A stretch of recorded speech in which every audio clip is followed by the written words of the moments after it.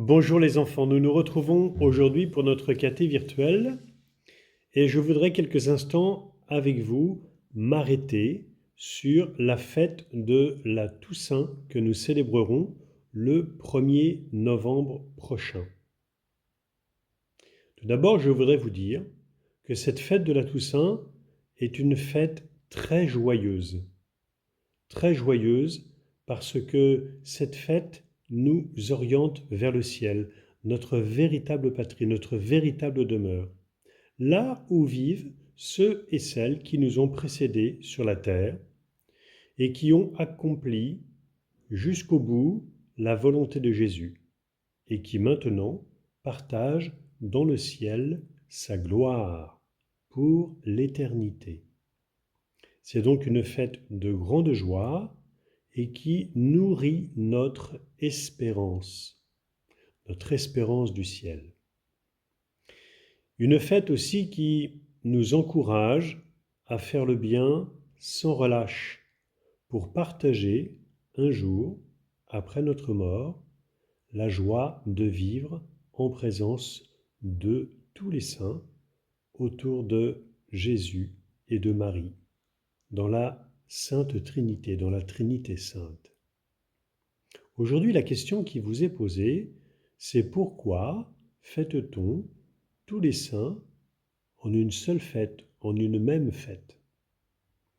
Eh bien, je vous dirais qu'on fête tous les saints en une seule fête pour n'en oublier aucun.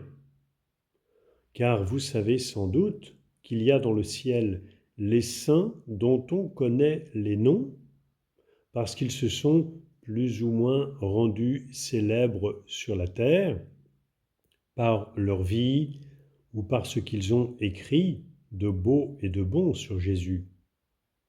Mais il n'y a pas que cela au ciel. Il n'y a pas au ciel que les saints que nous connaissons sur la terre, dont nous reconnaissons sur la terre la sainteté. Par exemple, je vais vous donner un exemple qui m'est familier. Je porte le prénom de Philippe. Philippe, que l'on appelle Saint Philippe, il est bien connu dans l'Évangile, c'est un apôtre de Jésus. Il a donné sa vie pour Jésus. Il a bien parlé de Jésus. Et il a vécu dans l'amour de Jésus. Mais il n'y a pas que les saints dont on connaît les noms qui sont au ciel. Il y a aussi tous ceux qui ont fait le bien et que l'on a peut-être un peu oubliés sur la terre, mais que Dieu n'a pas oublié dans le ciel puisqu'ils vivent avec lui dans la gloire du Père et du Fils et du Saint-Esprit pour toujours.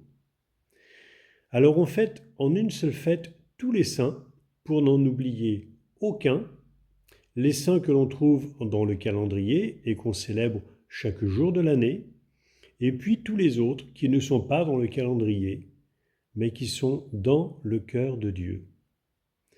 Des femmes, des hommes, des vieillards, des enfants, qui n'ont pas fait parler beaucoup d'eux sur la terre, mais qui sur la terre se sont efforcés, jour après jour, d'être un peu plus fidèles à Jésus, à sa parole et à l'exemple qu'il nous a donné.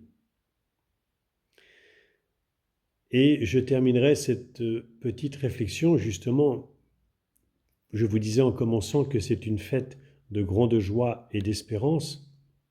Je terminerai en vous disant que il y a sans aucun doute, dans vos familles, des saints dans le ciel, que l'on n'invoquera peut-être jamais sur la terre comme saints, comme on invoque Saint Philippe, ou Sainte Thérèse de l'Enfant Jésus, ou Saint Vincent de Paul, ou le bienheureux Henri Planchat, mais qui ne sont pas moins saints pour Dieu. Donc la fête de tous les saints, c'est la fête de tous les amis de Jésus et qui sont restés ses amis jusqu'au soir de leur vie, jusqu'à l'heure de leur mort. Cite le nom d'un saint et d'un bienheureux que l'on invoque tout spécialement ici à Notre-Dame de la Salette et dit pourquoi. Pourquoi on les invoque tous les deux? La réponse à cette question qui est double, eh bien, la réponse, elle se trouve peinte, dessinée dans le sanctuaire de la paroisse, là où repose le vénérable Jean-Léon Le Prévost et le bienheureux Henri Planchat.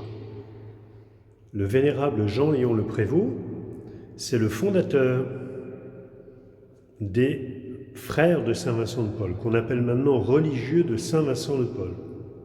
Et au-dessus de son tombeau, il y a donc un personnage qui occupe une place centrale et qui est précisément Saint Vincent de Paul. Pourquoi l'invoque-t-on? Eh bien la réponse, on la trouve justement dans une petite phrase que Jean-Léon Le Prévost avait dite à ses premiers frères, qu'il avait réunis autour de lui, qui sont Clément Mionnet et Maurice Maignan, Jean-Léon Le Prévost étant au milieu. Il leur avait dit « Notre vie, c'est la charité ». La charité, c'est-à-dire cette attitude pleine de bienveillance et d'amour à l'égard des pauvres. Il y a un autre personnage sur cette fresque, Frédéric Ozanam, le bienheureux Frédéric Ozanam. C'est lui qui a fondé une association de laïcs que l'on appelle les conférences de Saint-Vincent de Paul. Et justement, Jean-Léon Le Prévost, qui est ici, eh bien, faisait partie des conférences Saint-Vincent de Paul.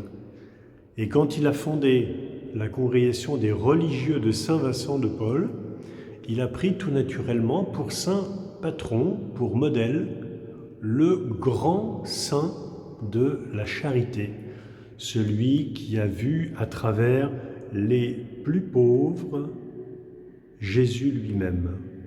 Saint Vincent de Paul disait que les pauvres sont nos seigneurs et nos maîtres. Donc Saint Vincent de Paul est le saint que l'on invoque tout particulièrement ici à Notre-Dame de la Salette, parce qu'il est l'apôtre de la charité. Et bien sûr, le bienheureux que l'on invoque tout spécialement ici à Notre-Dame de la Salette, vous le savez, c'est le bienheureux Henri Planchat, qui a été déclaré par l'Église bienheureux le 22 avril dernier. Pourquoi l'invoque-t-on ici à Notre-Dame de la Salette? Tout d'abord parce que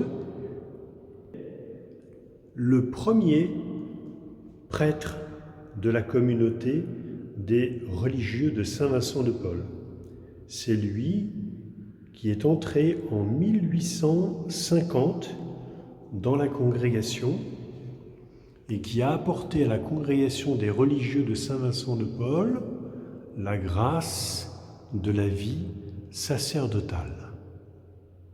Et on l'invoque ici à Notre-Dame de la Salette parce que c'est un très bel exemple de charité envers les pauvres, envers les jeunes, envers les familles, un apôtre de l'amour de Jésus qui va jusqu'au bout, de l'amour de Jésus qui ne s'arrête pas en chemin, parce que le vrai berger donne sa vie pour ses brebis.